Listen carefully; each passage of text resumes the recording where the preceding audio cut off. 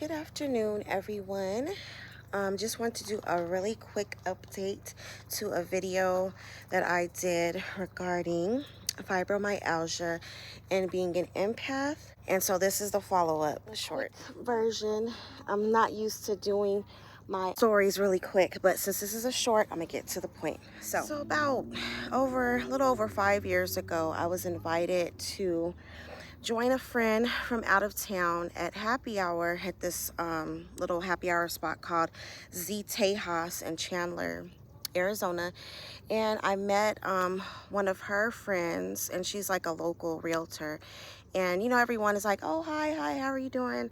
And because I'm in a happy space, I didn't think much of it when she saw my memorial tattoo. So I have it here on my wrist. And she had grabbed my hand, so she was holding my hand and reading it. I'm conversing with my other friends and just trying to enjoy myself. Hadn't been out in a while. And when I looked back over to her, her face was full of tears.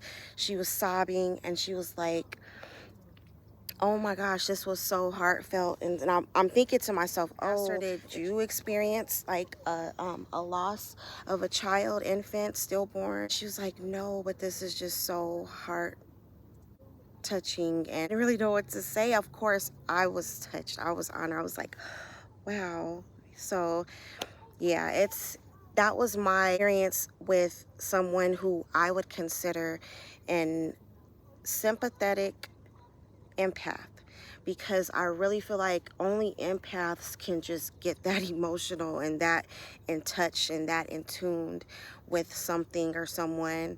But yeah, just by her reading my script, my memorial script tattoo, I just basically showed the awareness ribbon, the pink and blue awareness ribbon. But I have a script right above that awareness ribbon, and it's dedicated to my angel baby. But yeah, that was when I saw her face, and I just really thought that she was part of the angel mom community.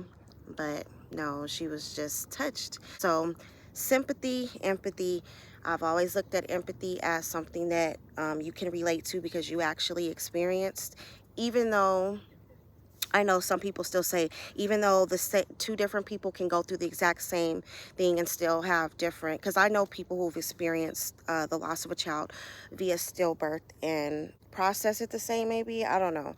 But there was one, and this is going into another story, and I really wanted this to be a short, but I'm probably just going to have to put it as a video because it's so long.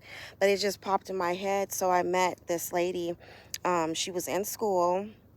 It was at the cosmetology school, and she had mentioned that she had a SIDS situation. So her baby, she actually carried her baby, birthed her baby, brought her baby home, and she said she was getting ready to give her bottle, but she noticed that her baby wasn't moving. And I won't go into all the details, but she was able to explain it as she was styling my hair, and she didn't seem like, she just kept saying, I look at myself as lucky because I was able to take my baby home and love on her.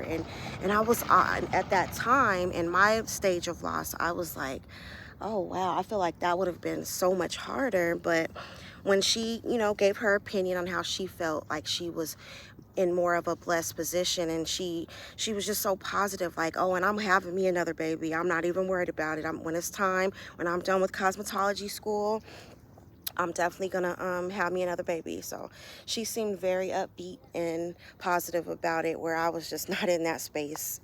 And so yeah, I just wanted to share that. But thank you so much. If you have any questions or you feel comfortable leaving a comment, please do so, and I'll respond. So yeah, if you I know it's really like a tough subject for a lot of people to speak about or share, because I'm still not even in that space to really share the details of everything. But bits and pieces here and there I share. But if you do feel comfortable, please share your experience or any questions that you may have, and I would love the engagement. So thank you so much for listening to this quick short that I might end up turning into just a whole video post because of my long-windedness. But thank you so much for for listening. And if you haven't already, please like, share, and subscribe. Until next time, peace.